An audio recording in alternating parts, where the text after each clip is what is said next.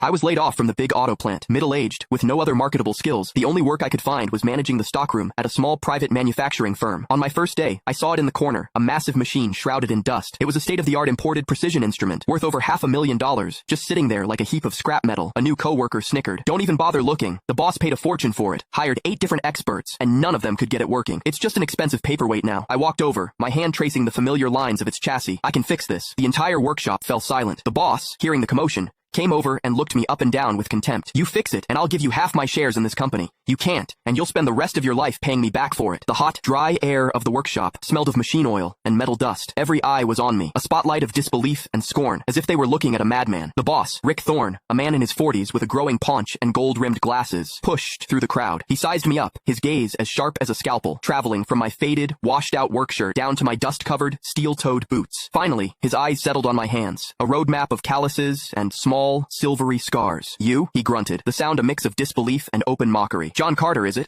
HR told me you used to manage a warehouse at the old GM plant. I was a senior technician, I corrected him. My voice wasn't loud, but each word was clear. Senior technician? Rick acted as if I'd just told the joke of the century. He let out a booming laugh, his belly shaking. A wave of sycophantic laughter echoed through the workshop. A senior technician working in a stockroom? Come on, Carter. That's not even a good lie. I'm not lying. I met his eyes and repeated, I can fix it. My gaze drifted past him to the behemoth slumped in the corner. A German DMG Morai 5-axis machining center. Its ivory white enamel casing was coated in a thick layer of grime, like a forgotten work of art. My heart gave an unexpected twinge, the bittersweet ache of seeing an old friend again. Rick's laughter died in his throat. A muscle in his fleshy cheek twitched, and his eyes turned hard and cold. All right, fine. He clapped his hands together. I've got 20 engineers on my payroll. I've spent over 70 grand on 8 so-called experts and professors, and not one of them had the balls to say what you just said. He stepped right up to me, his stubby finger nearly poking my nose. And you, a new stockroom guy, you're telling me you can fix it? I am. I didn't flinch. Done. He threw his arm out. We'll make a bet. Right here. Right now. You get this machine running, and I'll give you half of this company. We'll draw up the papers. Sign them on the spot. A collective gasp went through the crowd. Half the company. That was millions. Rick's eyes turned vicious, like a cornered animal's. But if you can't fix it, or if you break it even more, he gritted his teeth, his voice a low growl. This machine cost me $500,000. You'll be working for me for the rest of your life to pay it off. The workshop was dead silent. Even the whirring of the fans seemed to have stopped.